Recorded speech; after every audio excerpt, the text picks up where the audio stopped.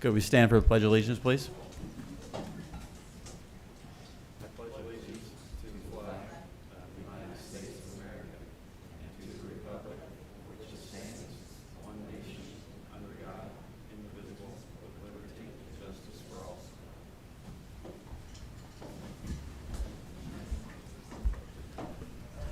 Good morning. Nice big crowd this morning. We must have, your seat's a little short there, Chris.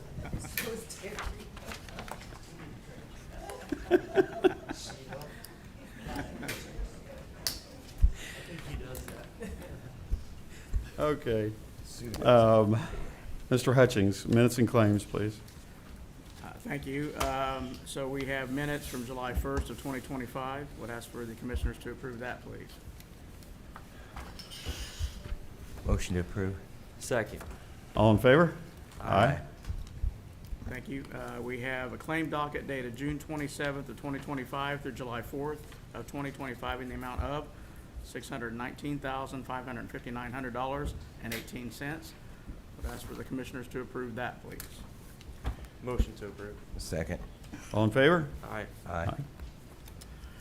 Last but not least, we have the payroll docket dated June 27th of 2025 through July 4th of 2025 in the amount of $1,767,967.65. Would ask for the commissioners to approve that, please. Motion to approve. Second. All in favor? Aye. Aye. All right, thank you, sir. Next up, we've got a certificate of appointment for the airport board. This is to certify that you, Ivan Morris, are appointed to the Terre Haute International Airport Board of Directors, effective this 8th day of July, 2025, for a 4-year term expiring on June 30th, 2029. In testimony, whereas the Vigo County Board of Commissioners have hereunto set their hands and sealed this 8th day of July, 2025. I will make a motion to approve. No, I'm not going to second that one. I'm just kidding. I'll second. All in favor? Aye. Aye. Anything you'd like to say about that, Mike? You know, a lot of things going on out there. I mean, the airport's building a new hangar and, well, and actually several new hangars. Solar farms moving along out there. Got the grant approved for development of utilities along the south of the airport for the study, that is. Not for actually doing anything yet, but a lot of things going on out there. Yeah. Good stuff. Yeah. All right, thank you. Scott Barber, do you have anything for us this morning? Okay. Give you gentlemen a map. This is an alley that you previously preliminarily approved. Here representing Richard King, who wants to vacate the alley shown in blue on your map there. The only adjoining property owner was the Prairie Cemetery Association, and I'd be glad to answer any questions they had. I got nothing. Nothing either. Is the petitioner present?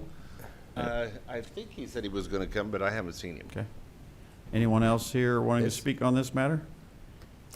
This isn't used at all, is it? No, and it does not block either the roadway of Custer or Murphy going into the cemetery. It's just the little 15-foot alley between the two properties that he owns to the east and the cemetery to the west, and they'll split in half. So, outside of that, I'll make a motion to approve the alley vacate.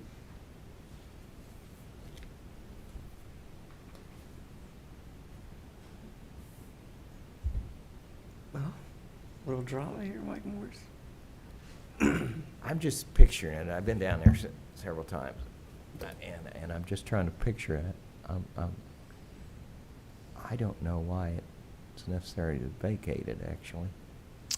I think that he's looking for enough property to build 2 houses in there, and he's that tight. You'd have to ask the area planning, but I think he's pretty tight on a setback. and so the extra footage for the alley is gonna help him put a house in there. Does that sound correct, Jared?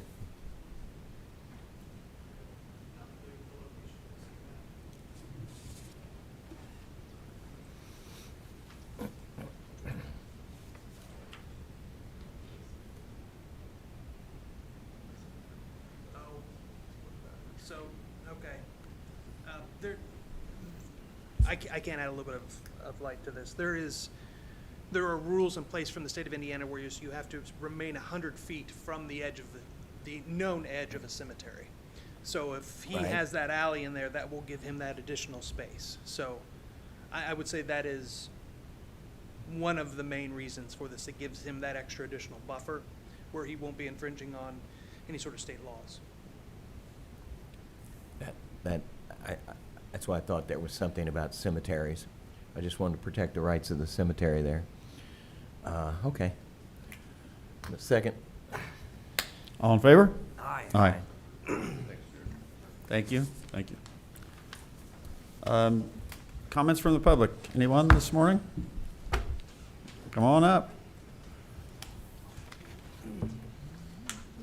Good morning. I am Morning. Shannon Giles from Tobacco Free Vape Free Vigo.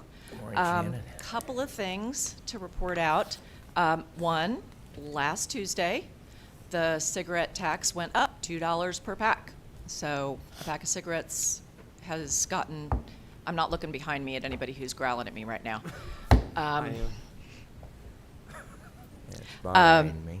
Yeah, $2 a pack, $20 a carton. It also has gone up proportionally on all other tobacco products. So dip, snuff, pouches, vapes, all of that. We know from data that a 10% increase in the tobacco tax will reduce adult smoking rates over 3% and youth smoking rates over 6%. And it just got jacked up to 100%, so we have very high hopes for that. If you're wandering around and you see things that don't look like they've been raised, those people will be paying that out of pocket. So good luck for that. The other thing is we just released last week the results of our Indiana Youth Tobacco Survey. We do this every 2 years. We survey students from all across the state. 2 years ago, Terre Haute South was a participant. This year we did not have any Vigo County schools, but it is an excellent representative sampling of the entire state, and we can very much extrapolate that it's a similar situation in Vigo County. I am going to send you guys all the data just so you've got it for your information, but I wanted to hit a few highlights because we've had some good news. In 2024, more than 1 in 10 middle school students and 1 in 5 high school students have ever tried tobacco. So that's ever. Not surprisingly, they try e-cigarettes first. The flavors continue to be extremely popular.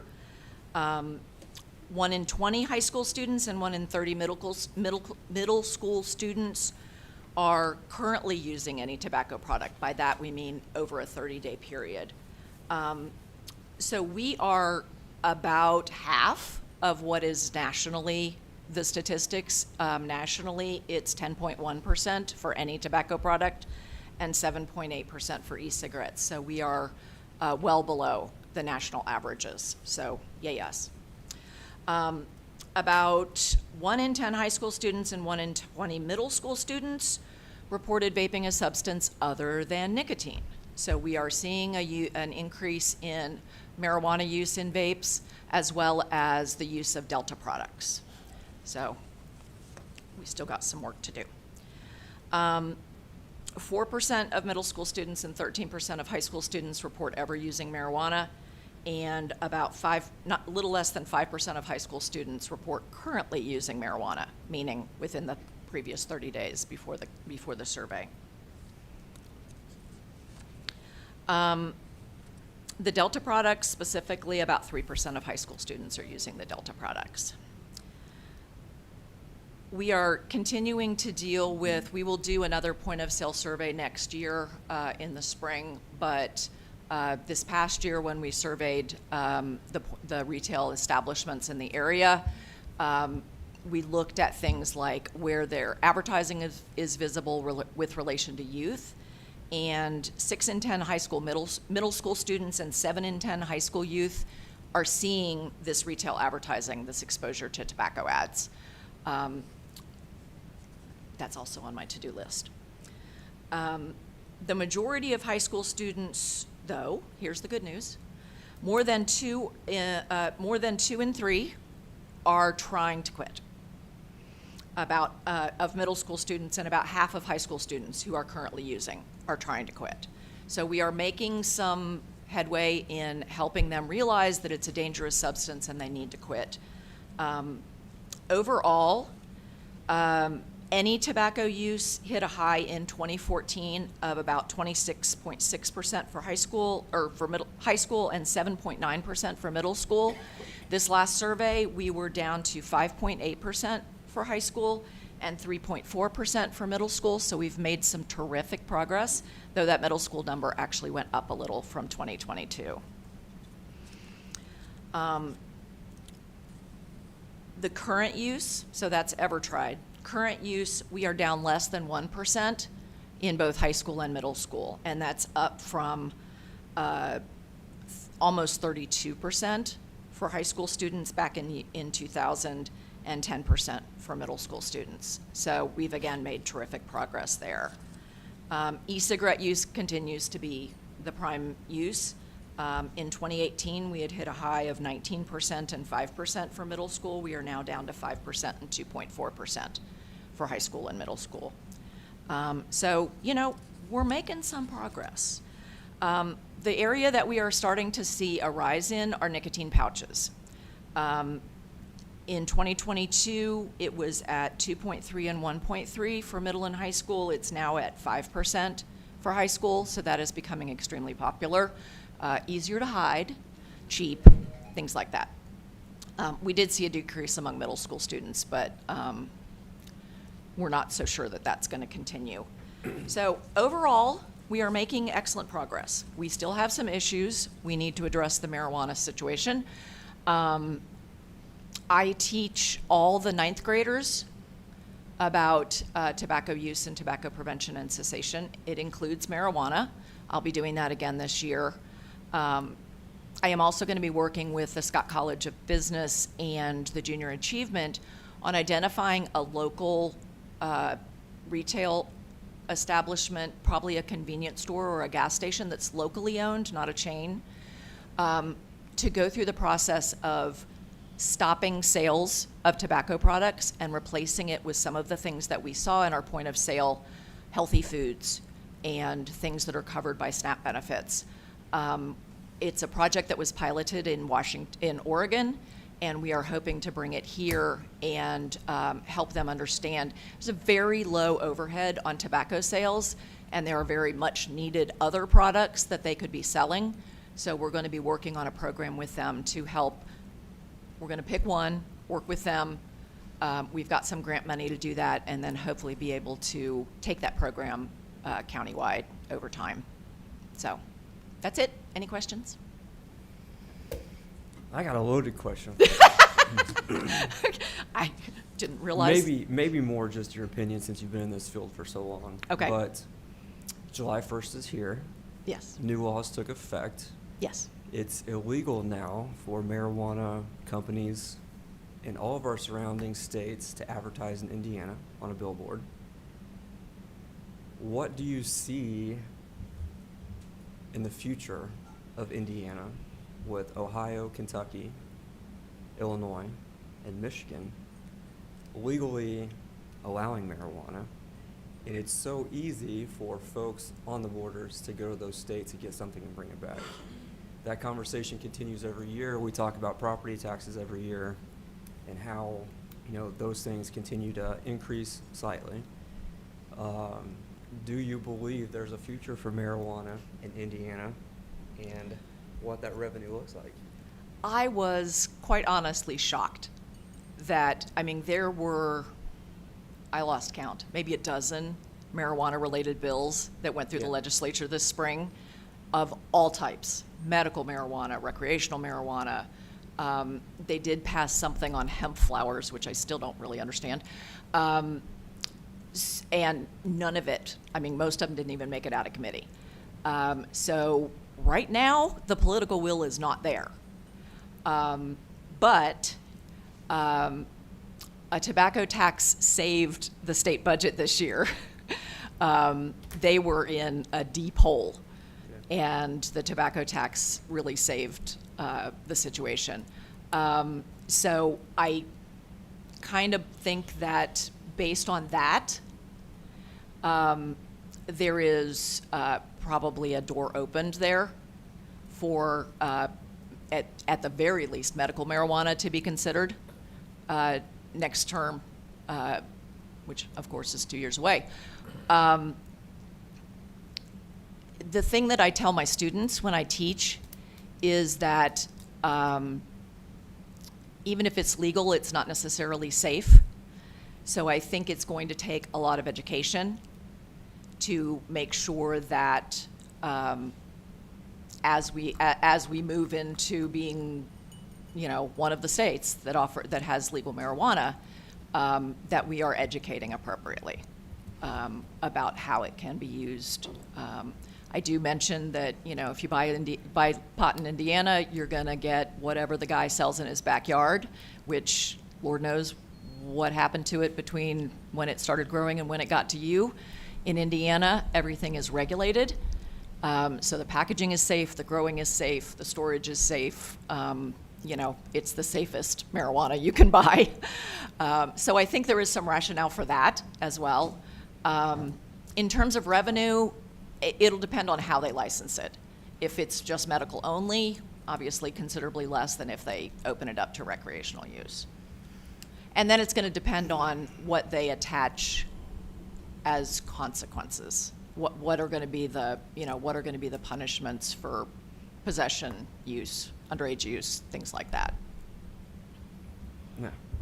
Getting out of our wheelhouse here as county commissioners. Yeah. But just saying, it was a $2 billion industry in Illinois. So. Yeah, there is money to be had. I don't disagree with that. I have nothing further. All right, thank you very much for the Thank you. information. Keep up the good work. Anyone else have anything they would like to talk about this morning? Commissioners? Visit the fair. Yes. Commissioner Klinkenbeard's going to be down giving train rides. Yeah, I'll be giving training runs, hopefully tonight, yeah. You want to come out? No. You'd be my sidekick. I'll be your conductor. Okay. Have a great week. We'll stand in recess. We'll be having the other meeting here in about 10 minutes.